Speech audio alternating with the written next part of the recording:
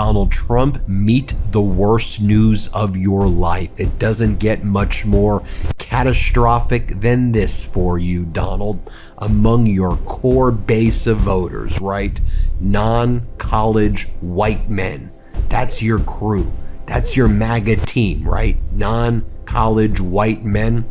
Well, the latest polling data from Fox, let me repeat that, from Fox, state regime media, your state regime media says your approval among white non-college men is net -4. But watch how it just crumbled, your support amongst this group, your core group, right? In March of 2025, you were +17 among the white non-college men. December 2025, you were +10. February 2025, you were about even. By March of 2026, did you hear that? Let that sink in for 1 second. That was not MSNBC. That was not CNN. That was not the New York Times. That was Fox News, Donald Trump's own network, confirming that his most loyal voter group has now turned against him. White non-college men, the backbone of MAGA, down from +17 to net negative for in just 12 months. That is a 21-point collapse with his own people. And here is what they are not telling you on mainstream TV. This is not just one poll. This is a national pattern. And when you combine it with what is happening in special elections across this country right now, Texas, Iowa, Arkansas, Mississippi, and now right next door to Mar-a-Lago in Florida, what you are looking at is the beginning of a political earthquake. By the end of this video, you will understand exactly why this collapse is happening and what it means for November 2026. Stay with me. This is important. You want to take a look at all of these special elections as well that have been taking place? Democrats have flipped a total of 12 state legislative seats in special elections in 2025, 2026 by huge overperformances. You take a look at Texas Senate District 9, Democrats overperformed by 32 points. Or Iowa Senate District 35, Democrats overperformed by 25 points. Iowa Senate District 1, Democrats overperformed by 22 points. Arkansas's House District 70, Democrats overperformed by 20 points. Mississippi Senate District 45, Democrats overperformed by 19 points. Mississippi Senate District 2, Democrats, you get the point, overperformed by 22 points. I could keep on going on. Massive overperformance, meaning this could be the biggest blue tsunami in the history of the United States. A wipeout for Donald Trump and his regime. And Marjorie Taylor Greene, who used to be MAGA, she says, I'm American first. I ain't MAGA anymore. MAGA is dead. Let me give you the full picture here, because what you just saw is not spin. These are verified numbers. Politico confirmed in March of 2026 that Democrats have now flipped 28 state legislature seats since Trump took office. That is not a trend, that is a wave, and Politico, which nobody accuses of being a left-wing outlet, called it straight. Democrats are trouncing Republicans in state elections. Now, here is what this actually means for you. Every one of these special elections is a preview of November 2026. Voters are not waiting. They are sending a message right now, in real time, in districts that Trump won by 10, 20, even 30 points, when Democrats overperform by 32 points in a Texas state Senate. District that is not a fluke, that is a fire alarm. And then there is Marjorie Taylor Greene. Love her or not, and I do not, she is a political weather vane. When she says MAGA is dead, she is not doing it to help Democrats. She is doing it because she is watching the numbers, and the numbers are catastrophic for this party. She specifically blamed Laura Loomer, Mark Levin, and Senator Lindsey Graham. She said, and I am quoting directly, that their incessant lies to Trump have destroyed all faith in the GOP. That quote is now verified and published in Newsweek and The Hill. This is not a Democrat saying this. This is someone who spent years as one of Trump's loudest defenders. And then, as if to underline every single number, we just showed you Democrats flipped the Florida State House district that includes Trump's own Mar-a-Lago resort, his backyard, his home turf, gone, flipped to blue. Democrat Emily Gregory defeated the Trump-endorsed Republican candidate, John Maples, in a district Trump himself carried.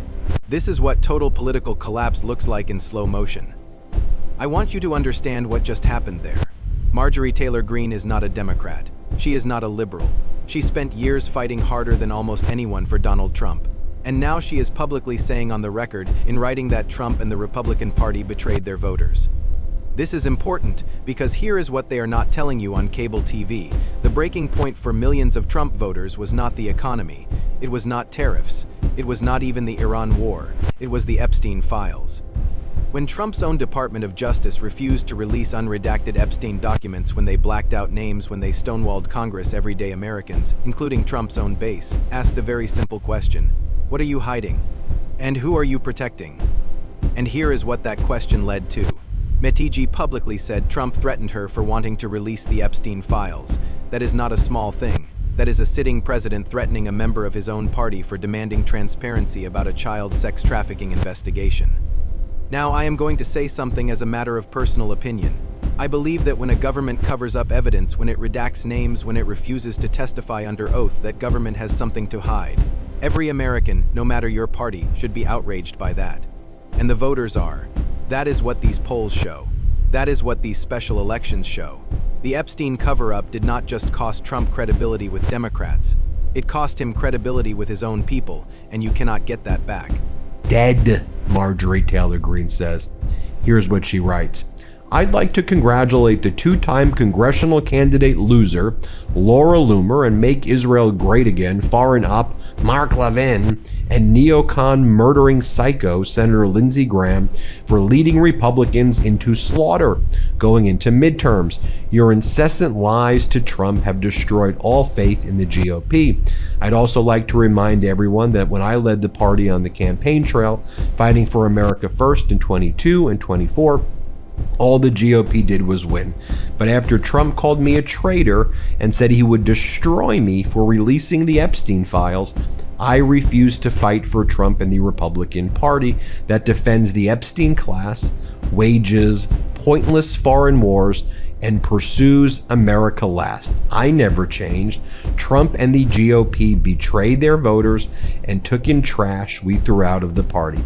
Loomer, Levin, and Lady Lindsay, she calls him Lady Lindsay, are the best political consultants the Democrat Party could ever imagine. And she also reposted the fact that this week, Democrats flipped Florida House District in special election in a deep red seat that includes Trump's Mar-a-Lago.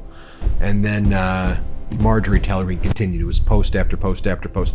I want to mention this one thing, though, as she says that Donald Trump continues to cover up for the Epstein class. He continues to cover up a child sex trafficking ring, and that's what this Trump DOJ continues to do.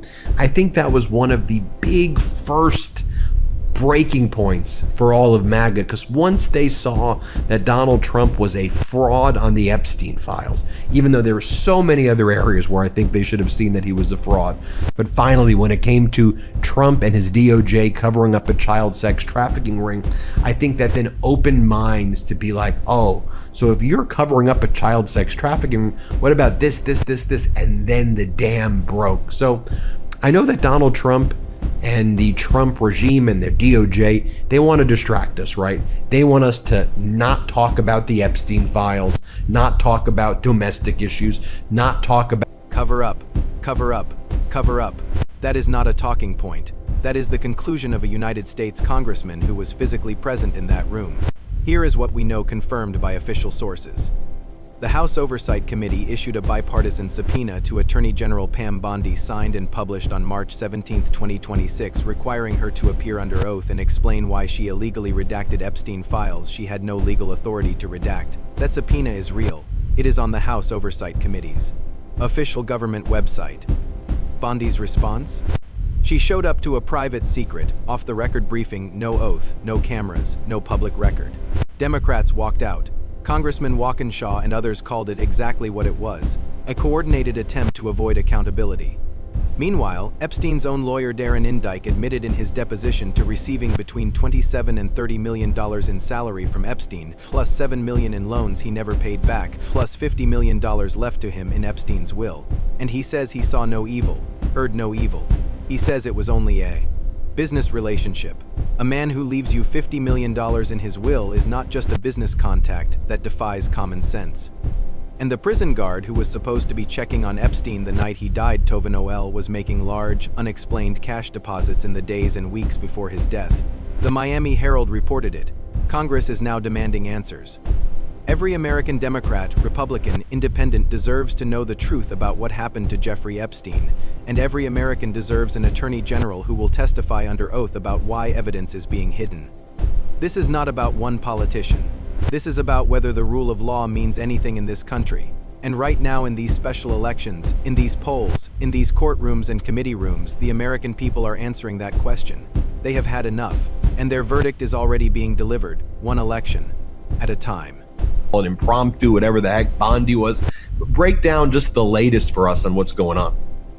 Well, look, I think the big development is Pam Bondi, and we had a bipartisan vote in the Oversight Committee to issue a subpoena to her to say, you got to come before our committee and answer questions under oath, explain why you violated the law, why you didn't release all the files, why you redacted files you didn't have the legal authority to release. You got to come under oath with a transcription, with a video so the American people can see it and explain that. And she, and I presume with the coordination with Chairman Comer, tried to hold a private, secret, closed door briefing clearly to set herself up to say, I no longer need to come before the committee under oath. It was pretty outrageous. And look, the thing that the American people are fed up with when it comes to Epstein is secrecy, right?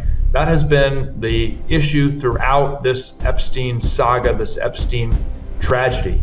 His secrecy, the government's secrecy, the Trump administration's secrecy, the idea that she would want to have a closed-door, secret, private briefing instead of an on-the-record deposition, I think typifies and characterizes this administration's approach to Epstein and the Epstein files, which is cover up, cover up, cover up. Look at this map. Look at these numbers. Every single one of these districts was red. Every single one was won by Republicans, some of them by enormous margins. And now, one by one, they are turning blue in special elections. Texas plus 32 for Democrats, Iowa plus 25, Arkansas plus 20, Mississippi plus 22. And then, just this week, the district that includes Trump's own home, Mar-a-Lago, in Palm Beach, Florida, flipped blue. Democrat Emily Gregory beat Trump's own hand-picked Republican candidate. These are not random data points. This is a national rejection happening right now, in real time. And November 2026 is still 8 months away. The idea that she would want to have a closed-door, secret, private briefing instead of an on-the-record deposition, I think typifies. If this video opened your eyes, hit that subscribe button right now, because this story is just getting started and I cover it every single day. Don't miss what's coming next.